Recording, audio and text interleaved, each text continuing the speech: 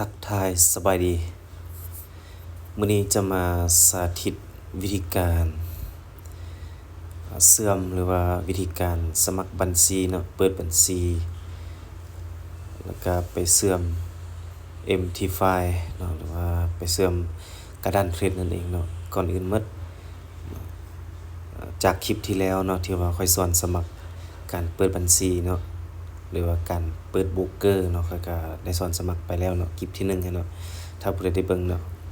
ครับว่าแล้วก็สมัครแล้วเนาะก็จะมาต่อตัวอันนี้ก็จะเป็น EP ที่2เนาะหลังจากที่เราเข้าหน้านี้ปุ๊บเนาะเราจะเลื่อนลงไปลุ่มเนาะมันจะมีคำว่าสมัครบัญชีเนาะอยู่นี่เนาะสมัครบัญชีเนาะที่จริงมันจะมีบัญชีจริงแล้วก็บัญชีเดโมเนาะเราสมัครอยู่นี่ได้เนาะโอเคผู้ใดที่ว่าบ่เข้าใจหรือว่าเฮ็ดบ่เป็นก็เฮ็ดตามนี้เนาะหรือว่า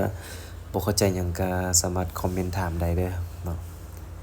เข้าไปบนนี้เลยเนาะบนเพิ่มเลขบวกหรือว่าเขาเขียนว่าสมัครบัญชีเนาะเราก็กดเข้าไปปึ๊บหลังจากที่เรากดเข้าไปนะมันจะมีคำว่าMT5 Market is real เนาะให้เราใส่ตัวทำบิดนี้เลยเนาะ MT5 Market is real เลยเนาะเราก็ใส่เป็น professional เนาะยืนยันปึ๊บแล้วก็ข้าพเจ้าขอยืนยันอะไรทำไมเนี่ยเนาะเขาก็กดยอมรับไปเนาะไม่เห็นทำบ่ใส่ก็ได้เนาะเขาก็กดสมัครทันทีเนาะปึ๊บโอเคหลังจากที่เรากดสมัครแล้วเนาะเราก็ย้อนกลับไป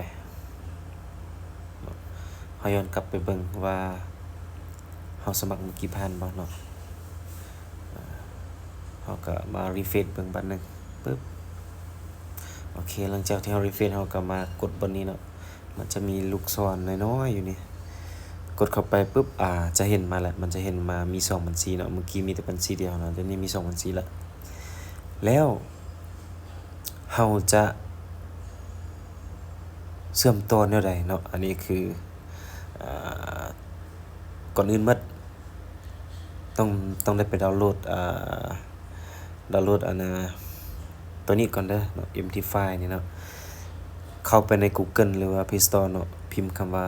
MetaTrader file หรือว่า MT5 ก็ได้ MT กับเลข5เนาะได้คือกันเนาะหลังจากที่เราโหลดมาแล้วเนาะอันนี้ค่อยโหลดมาแล้วเนาะก็เต็กเข้าไปบันนึงปึ๊บเต็กเข้าไปบันนึงเนาะปกติมันจะบ่มีเนาะมันจะบ่มีบัญชีเนาะมันจะมีคำว่าบัญชีใหม่อะไรทำไมเนาะครับพอได้ยังบ่ได้ใส่เนาะอันนี้ค่อยใส่ไปแล้วเนาะมันจะขึ้นมาหรือว่า ผู้ใดยังบ่ทันมีมันจะขึ้นมาโตโชว์หัวละลายอยู่นี่เนาะเราก็กดเข้าไปปึ๊บเนาะสังเกตอยู่เทิงมันจะมีเลขบวกเนาะนี่เนาะบนเคอร์เซอร์เมาส์ที่ค่อยชี้ไปเนาะมันจะมีเลขบวกเนาะเราก็กดเลขบวกนี่เข้าไปบันนึงเนาะหลังจากนั้นให้เราออกไปเนาะให้เราออกไปเบิ่งเมลเราเนาะเมลที่ว่าเราสมัครเมื่อกี้เนาะมันจะเตือนมาทางเมลเลยเนาะเวลาเราสมัครแล้วเนาะมันจะเตือนมาทางเมลเลยเนาะเราก็มาเบิ่งเนาะเมลเมื่อกี้มันตัวนี้เนาะตัวล่าสุดเราก็กดเข้าไปปึ๊บเนาะโอเคมาเบิ่งว่ามันสมัครเมื่อกี้ผ่านบ่เนาะเบิ่งเราก็มาเลือกเบิ่งเนาะมันมีหลายเนาะ เนาะก็คือตัวเราสมัครเมื่อกี้แล้วแม่นตัวนี้เนาะนะตอนเมื่อกี้เราสมัครแม่น 10:57 นาทีเนาะนะตัวนี้มันจะโชว์เลข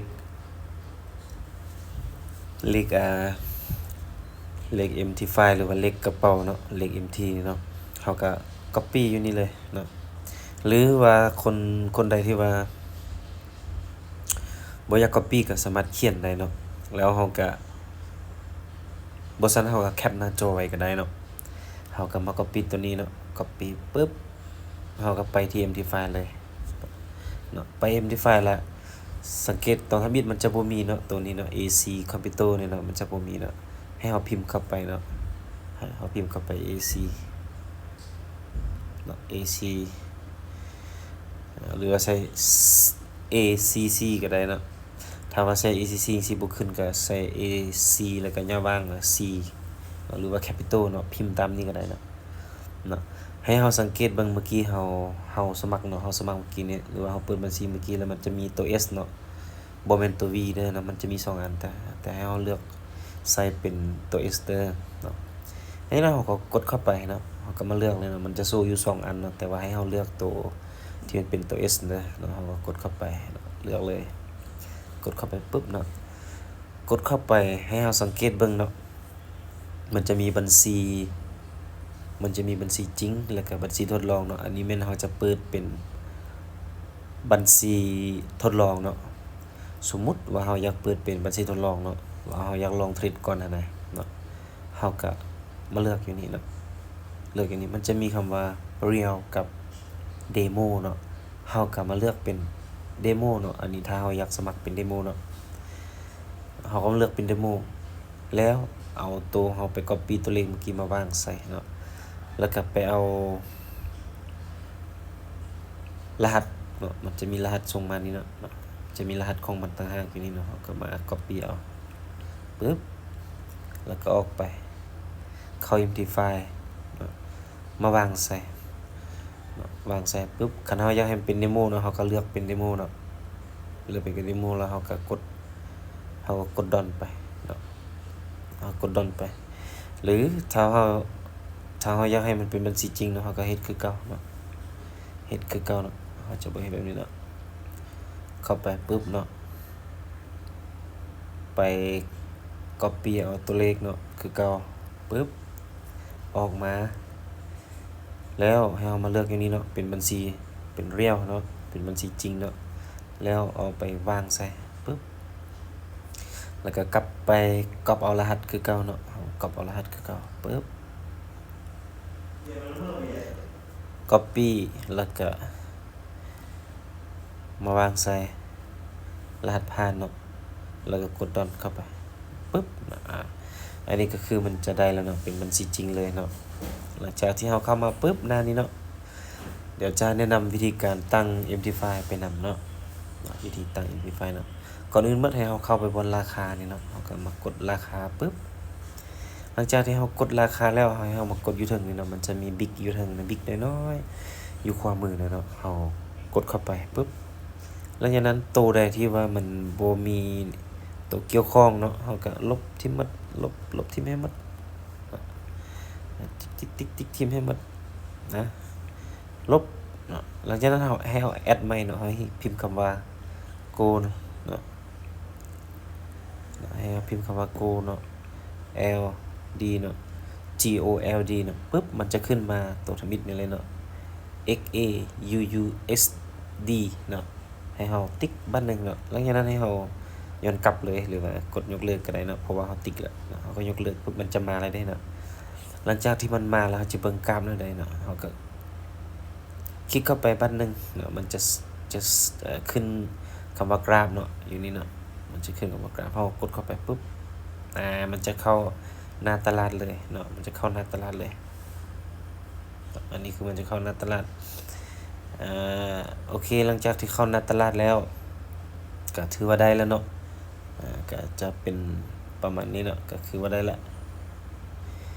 เป็นบัญชีจริงมาแล้วอันนี้เนาะอันนี้เป็นบัญชีจริงอย่างเรียบร้อยแล้วมันจะขึ้นมาแบบนี้เนาะเงินซูนๆเนาะมันขึ้นมาแบบนี้ปุ๊บหลังจากที่ได้แล้วเนาะเราเข้าหน้านี้เนาะบางคนอาจจะบ่มีตัว RSI หรือว่า MACD นี่เนาะจะบ่มีเนาะของบางคนจะบ่มีให้เราคลิกหน้าจอบันนึงเนาะคลิกหน้าจอบันนึงเนาะมันจะมีคำว่าตั้งค่าเนาะ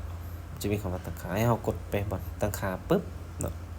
อันนี้คือบนตั้งค่าพวกแท่งเทียนพวก C พวกอะไรทำไมเนาะให้เราติ๊กตามนี้เนาะติ๊กตามที่เขาติ๊กนี่เนาะติ๊กตามนี้ปึ๊บหลังจากที่ติ๊กตามนี้แล้วเนาะให้ย้อนกลับเนาะย้อนกลับแล้วให้เรามากดใส่อยู่ถึงเนาะมันจะสู่ตัวคือตัว F เนาะสัญญาณคือตัว F เนาะให้เรากดใส่บันนึงปึ๊บปกติมันจะบ่มีตัวนี้เนาะมันจะบ่มีตัวนี้เนาะให้เราไปเพิ่มเนาะมันจะมีเลขบวกอยู่นี่เนาะ มันจะมีบวกอยู่ทางข้างนี่เห็นบ่เนาะให้เรากดเพิ่มเนาะอันนี้ค่อยเพิ่มไปแล้วเนาะกดเพิ่มเวลาเรากดเพิ่มปุ๊บเนาะมันจะขึ้นมาเวลาเรากดเพิ่มเนาะมันจะขึ้นแบบนี้เนาะให้เราเลื่อนลงไปเนาะเลื่อนลงไปเลื่อนลงไปเนาะเลื่อนลงไปอ่านชื่อตามนี้เนาะอ่านชื่อตามนี้เลยเนาะอ่านชื่อตามนี้แล้วก็กดเพิ่มเนาะกดเพิ่มเนาะเวลาเรากดทำอิฐเนาะมันจะเป็นแบบนี้เนาะมันเป็นแบบนี้เราก็มาเลื่อนซอกเลยเนาะเลื่อนซอกเลยเนาะมันเป็นตัวนี้เนาะมันจะอยู่ใกล้ๆกับมันจะอยู่ใกล้ๆกับตัวนี้เนาะคันว่า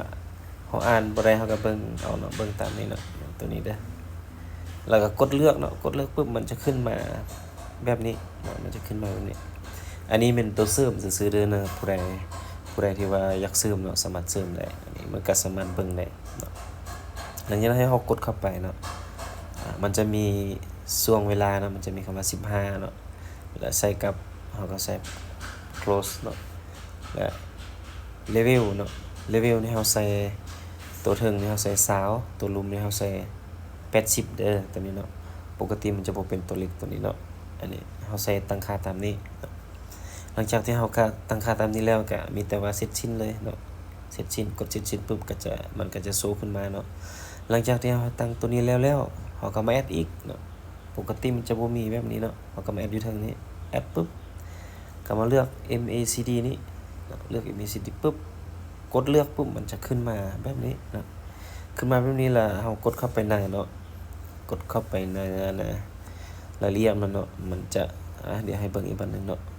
ปกติมันจะโชว์ขึ้นมาแบบนี้เนาะให้เรากดบัดนึงปึ๊บเนาะให้เราใส่ตัวเลขตามนี้เลยเนาะแต่ถ้ามันตรงก็มีแต่ว่าเสร็จสิ้นไปเลยเนาะหรือว่าโอเคไปเลยเนาะก็ถือว่าแล้วเนาะหลังจากแล้วเราก็ออกมามันก็จะโชว์ขึ้นมาหน้าตาแบบนี้เนาะแบบนี้เนาะเดี๋ยวว่าจะเบิ่งแบบใดในการเบิ่งตัวนี้คู่กับแท่งเทียนหรือว่าเบิ่งตัวนี้คู่กับแท่งเทียนเบิ่งแนวใดเดี๋ยวเขาจะไปสอนเป็น